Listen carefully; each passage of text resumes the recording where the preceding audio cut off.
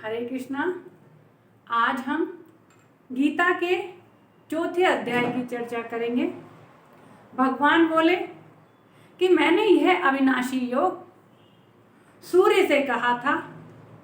सूर्य ने अपने पुत्र मनु से कहा था और मनु ने अपने पुत्र इक्षासु से कहा था, तू मेरा मित्र है, इसलिए यह रहस्यमय योग आज मैं तुझे बताता हूँ।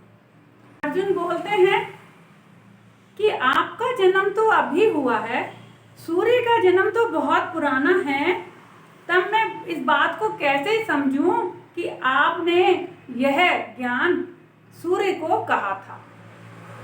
तब भगवान श्री कृष्ण कहते हैं कि हे अर्जुन, तेरे और मेरे बहुत से जन्म हो चुके हैं, उनको सबको तू नहीं जानता, किंतु मैं जानता हूँ, क्योंकि मैं अजन्मा हूँ, अविनाशी हूँ और परमात्मा हूँ। इसलिए मैं अपनी योग माया से प्रकट हो जाता हूँ और जब जब धर्म की हानि होती है तब तक मैं अपना रूप रखता हूँ, अर्थात मैं साकार रूप में प्रकट हो जाता हूँ। साधु संतों का उद्धार करने के लिए और पापी लोगों का विनाश करने के लिए मुझे जन्म लेना पड़ता है ताकि धर्म की स्थापना हो सके। इसलिए मैं युग युग में जन्म लेता हूँ।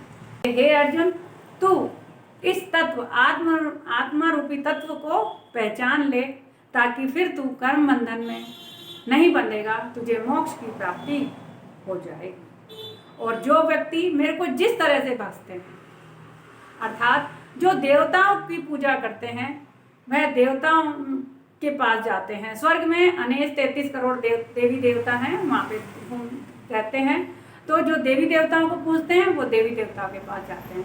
लेकिन जो बैकुंठ के अंदर या भगवान श्री कृष्ण के गोलोक में यदि जाना चाहते हैं तो उन्हें तत्व यानी आत्मज्ञान प्राप्त करना पड़ेगा और उस कृष्ण तत्व को पहचानते हैं, वह फिर सीधे की सीधे परम धाम में प्रवेश कर जाते हैं। भगवान बता रहे हैं कि मेरे द्वारा 4 वर्ण रचे गए हैं, स्वभाव, गुणों और कर्मों के आधार पर। यानी गीता चौथे अध्याय के 13वें के अनुसार वर्ण व्यवस्था भगवान ने बनाई थी और वह कोई जाति के आधार पर या जन्म के आधार पर नहीं थी। वह आप कर्मों और स्वभाव के अनुसार रची गई थी। आइए हम इसे देखते हैं कि पहले हमें 4 वर्ण थे, वो स्वभाव, गुणों और कर्मों के अधिकार पे थे। ब्राह्मण, क्षत्रिय, वैश्य और शूद्र। ब्राह्मण ये थे समाज के अंदर शिक्षा और संस्कार देने का काम करते थे, जो अपने मन को शांत कर लेते थे और समाज के अंदर ज्ञान देते थे, जो आजकल शिक्षक होते हैं।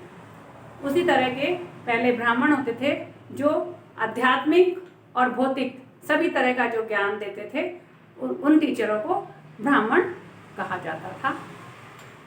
दूसरा होते थे वैश्य, जो व्यापार करके, गोपालन करके समाज का विकास करते थे, उनको वैश्य कहा जाता था। तीसरा होता है क्षत्रिय, जो समाज में शांति व्यवस्था बनाए रखते थे, अधर्मी और अन्यायियों को दंड देते थे, साहसी होते थे, वीर होते थे, उन्हें क्षत्रिय वर्ण घोषित कर दिया जाता था। और शूद्र जो सेवा करते थे, नौकरी करते थे और इन तीनों का उनकी नौकरी करते थे, सर्विस प्रोवाइडर थे जो सर्विस देते थे, उनको हम यहाँ पे शूद्र कहते थे। यानी पहले कोई जाति बंधन नहीं था और जाति के आधार पर कार्य ये जातियाँ नहीं थी, पहले वर्ण थे।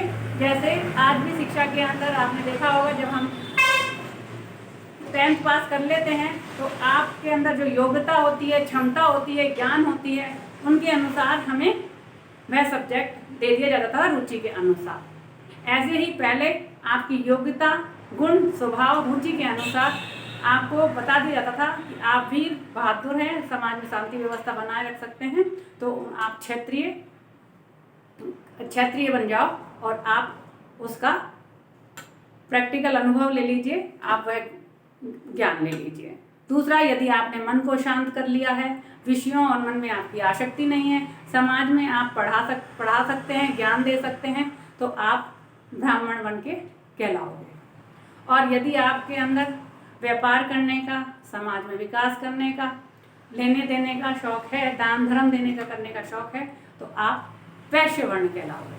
और तीसरा, यदि आप में ये तीनों ना हो करके, तो आप इन तीनों को की सेवा करिए, इन तीनों की नौकरी करिए, आप इनको और लोगों को सर्विस प्रोवाइड करवाइए, तो आप शुद्र हो जाते हैं। इस तरह समाज में शांति व्यवस्था बनाए रखने के लिए 4 वर्ण व्यवस्था थी, जिससे समाज में रचा गया था।